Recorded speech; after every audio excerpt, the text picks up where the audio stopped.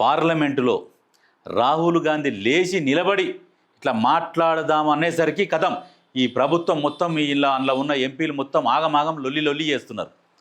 ఎందుకు లొల్లి చేస్తున్నారు? రాహుల్ గాంధీ మాట్లాడుతుంటే భయం మొదలైంది. మొన్న ఢిల్లీలో చూపించింది కదా, భయం మొదలైంది.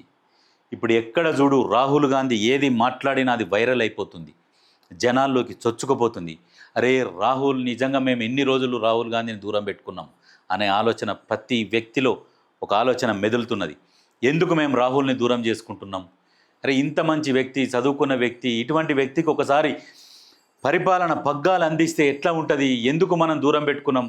కొంతమంది మాటలు నమ్మి మనం రాహుల్ని దూరం పెట్టుకున్నాం అనే ఒక ఆలోచన మొదలవుతుంది అనే ఒక భయంతో రాహుల్ లేవంగానే మొత్తుకుంటున్నాడు. ఇక రాహుల్ గాంధీ డైరెక్ట్ అనేసిండు, ఏమన్నాడు? ఇక నేను మాట్లాడకుండా కూర్చుంటా, లేదంటే మీరేం మాట్లాడాలో చెప్తే నేను అదే మాట్లాడి సైలెంట్గా కూర్చుంటా అన్నాడు. అంటే అంత భయపడుతున్నారు.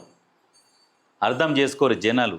ప్రజల్లారా మీరు ఆలోచన చేసుకోండి. ఎందుకంటే మేము చెప్పేదని కాదు, మీరు ఎప్పుడన్నా లోక్సభ సమావేశాలు అవుతున్నప్పుడు క్షుణ్ణంగా పరిశీలించండి. ఎవరు ఏం మాట్లాడుతున్నారు, ఎవరు వ్యతిరేకిస్తున్నారు, అసలు సబ్జెక్ట్ ఏంది, దీని మీద మీరు ఆలోచన చేయండి.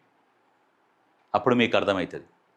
అరే ఎస్ ఇది నిజం, మనం ఇన్ని రోజులంతా ఏదో ప్రచారం చేసిరు, దాన్ని నమ్మి మనం మోసపోయినాం. ఇప్పటికీ 15 సంవత్సరాలు భారతదేశం మోసపోయింది. భారతదేశ ప్రజలు మోసపోయారు. నేను కూడా మోసపోయిన అందులో. ఒకప్పుడు నాకు కూడా ఉండే, అరే ఏమో మోడీ వస్తే ఏదో జరుగుతుంది, ఏదో చేస్తారు, ఏదో కానీ దేశ ఆర్థిక వ్యవస్థ మాత్రం బాగుపడలే. అది గుర్తుపెట్టుకోరు. అందుకనే వీళ్ళు ఏదైనా కాంగ్రెస్లో నిజాలు మాట్లాడతారు. వీళ్ళు దోచుకోరు. ఎవరు దోచుకున్నాం వీళ్ళందరూ బయట పెడతారు. అది గుర్తుపెట్టుకోరు. చీమ చిటుకుమనకుండా దోచుకునేది బీజేపీ దోచుకుంటుంది. ఇలా ఆర్థికంగా ఏ పార్టీ బలంగా ఉన్నది దేశంలో?